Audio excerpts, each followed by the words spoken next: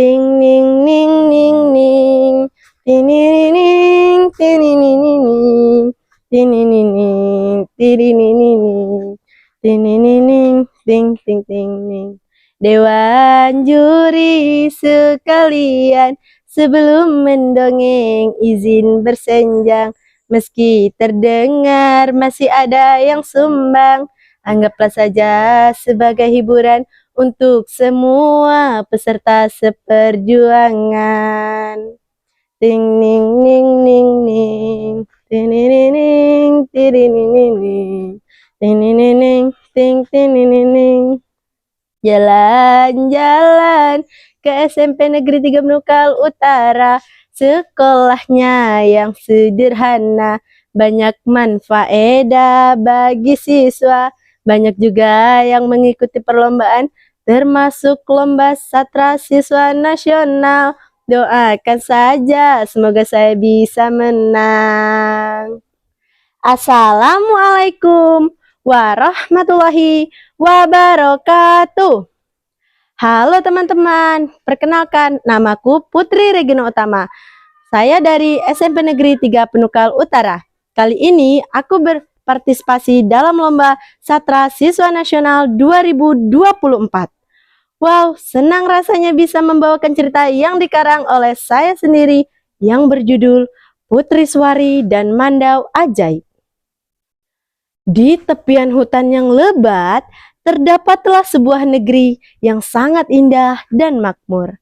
Raja yang memerintahkannya sangat adil dan bijaksana, sehingga rakyat hidup damai dan bahagia. Raja dan permaisuri sangat dekat dengan rakyatnya, mereka peduli dengan keadaan rakyatnya, serta senantiasa mengambil keputusan dengan bijaksana. Dan apabila ada silang sengketa dalam pemerintahannya, Raja dan permaisuri dikarunia seorang putri yang sangat cantik. Putri tersebut diberi nama Putri Suwari Dema. Suatu hari saat Suwari Dema ikut membuka hutan bersama anak buahnya, suara hewan monyet, harimau, burung gagak terdengar di telinganya. Wow, wow, ngek, ngek, ngek, ngek. Cahaya apa yang bersinar di antara akar pohon besar itu? Di antara akar pohon besar terdapat sebuah cahaya yang berkilau. Di antara akar pohon terdapat cahaya yang berkilau. Rasa penasarannya membawa ia jauh lebih dekat ke antara akar pohon tersebut.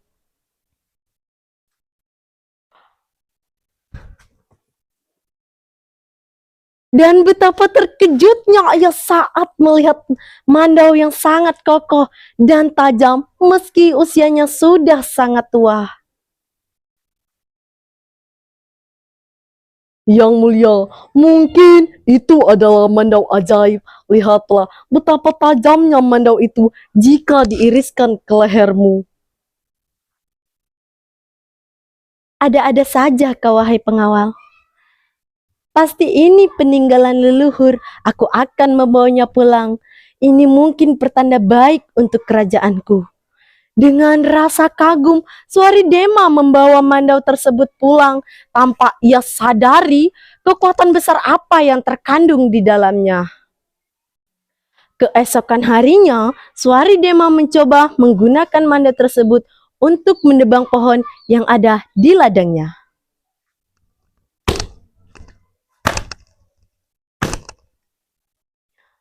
Luar biasa, dengan mandau ini aku bisa membuka lahan lebih banyak dan cepat. Mandau tersebut jauh lebih efisien daripada alat yang biasa ia gunakan.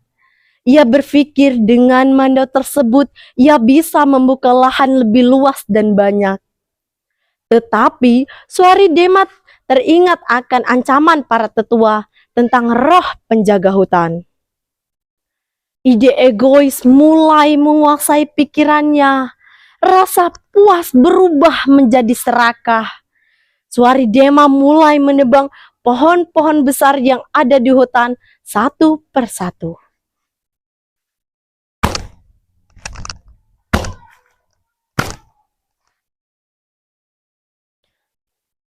Beberapa hari setelah pohon pertama ditebang, langit tiba-tiba gelap, hujan turun tanpa henti, tanah longsor mulai terjadi, serta pertanian mulai rusak.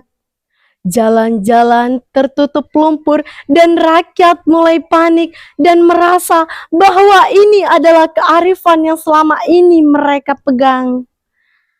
Apa yang telah dilakukan Ratu? Semua ini terjadi akibat pohon-pohon besar itu ditebang.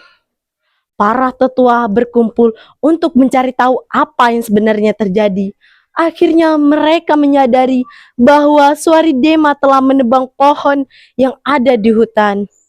Salah satu para tetua, Pak Karta, memberanikan diri untuk menemui Swaridema dan mengingatkan akan hal tentang dari tindakannya.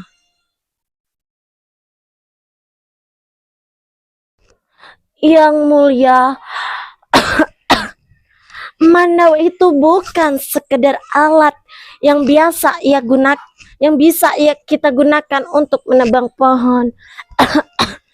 Ia adalah ujian untuk kita. Menggunakannya sembarangan hanya mendatangkan bencana. Aku tidak bermaksud untuk mencelakai siapapun, Pak Karta. Aku hanya ingin memajukan kerajaanku ini. Tetapi dengan mengorbankan yang sakral, apa yang kau dapatkan dari semua ini? Apakah kekayaan dan lahan lebih berharga daripada kesejahteraan rakyat? Mendengar perkataan Pak Karta, Swaridema merasa tersudut. Di dalam benaknya hanya ada rasa takut kehilangan kekuasaan dan sulit untuk dia menerima kesalahan. Aku tidak tahu apa yang harus aku lakukan. Aku tidak bisa membiarkan semua ini menghancurkan kerajaanku. Suari menyadari dari tindakannya, Swaridema mulai meminta maaf kepada rakyatnya. Apa yang harus kita percaya lagi? Apakah semua ini hanya janji kosong? Mendengar bisik-bisik antar rakyatnya, Swaridema mulai duduk bersila dan memohon kepada Sang Pencipta untuk menjadi bukti besar. Ya Allah, apa yang harus aku lakukan? Semua ini terjadi akibat kesalahanku. Tiba-tiba, kiri kanan tanah menjadi longsor dan Swaridema menjadi tumpukan batu.